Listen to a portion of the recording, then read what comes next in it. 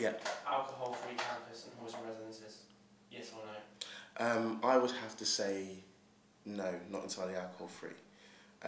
The reason for that is I think what the union needs to do is ensure that all the activities that it provides students with are more all-inclusive.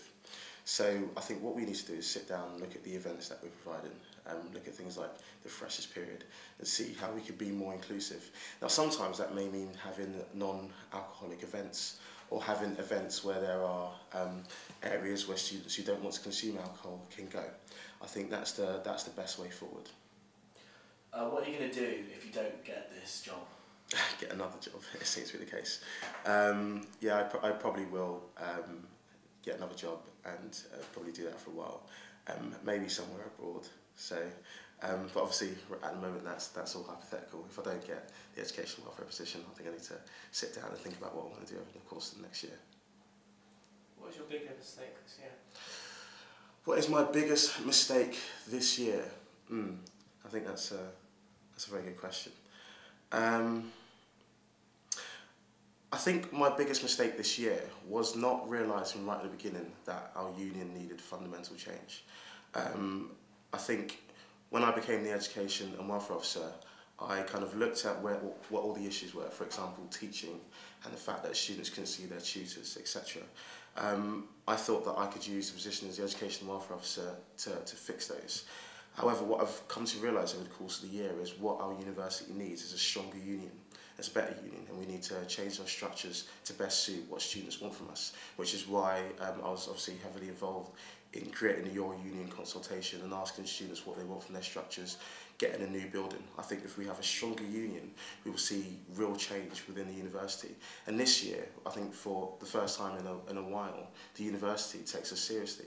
They do want to hear what the union's got to say. They do want to consult the union on what students want, because we are changing things to better reflect what students want. And so we are actually the official voice of students at this university. Well, if you want to engage students, why weren't awareness weeks changed this year? Why didn't LGBT students get their own LGBT awareness week? I think the reason that we had awareness weeks was to raise awareness. Unfortunately, when we looked at how awareness weeks had gone in the past, they weren't well attended, and it meant that the part-time officers basically spent their entire year organising awareness weeks. What we wanted to do this year was have continuous campaigns that ran throughout the year. So we wanted to have events on all the time. Why do we just have a Rise Against Racism week when we could have continuous events that raise awareness of potential racism throughout the year? Why do we just have an LGBT week when we can think about what we can do over the course of the year? And it also meant that the part-time officers can start kind of looking at where LSE was lagging. It meant that they could introduce things into the Students' Union that would better represent their constituent bodies. So we wanted to move away from that, and we gave all the part-time officers a choice, and they could have Awareness Week as well, but we really emphasised continuous campaigns throughout the year. We thought that that would work better.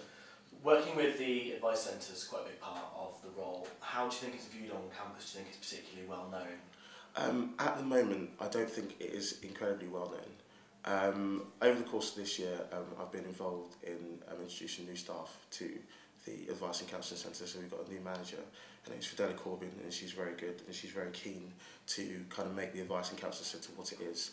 LSE is rare. The LSE Students' Union is rare as far as universities go, in that we have an in-house Advice and Counselling Centre. If re-elected over the course of the year, I'll be looking at how and where we can expand it. I've already got ideas in terms of what else we can introduce to the Advice and Counselling Centre. I want to expand the number of counsellors so that we can match the amount of counsellors that the school has.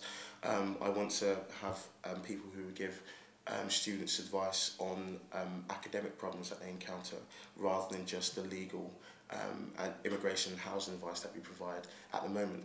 Once we do that, that will go side by side with a big awareness campaign of the Advice and Counselling Centre. We really want to push our funds so that they are actually exhausted, and then we can hopefully go back to school and ask people for more money. I think over the course of the year, as the credit crunch bites, we'll probably have more students who will require financial support, which is why I think we need a stronger Advice and Counselling Centre. And we've taken steps this year.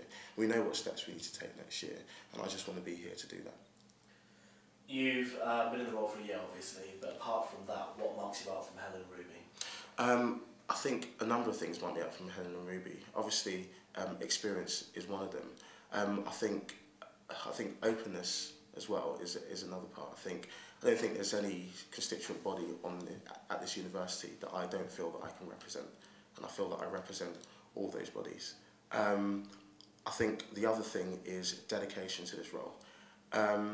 Obviously, the education welfare position is a hard position to do. It's hard enough working from 9 o'clock in the morning till 5, 6 o'clock at night doing the role. However, I've put in a hell of a lot more hours than that, and I've been in almost every single weekend, both days. I think that dedication is rare as far as education welfare officers go, and if elected, I will continue to put that dedication into this role because I think it's what students need. All right, thank you. Thanks.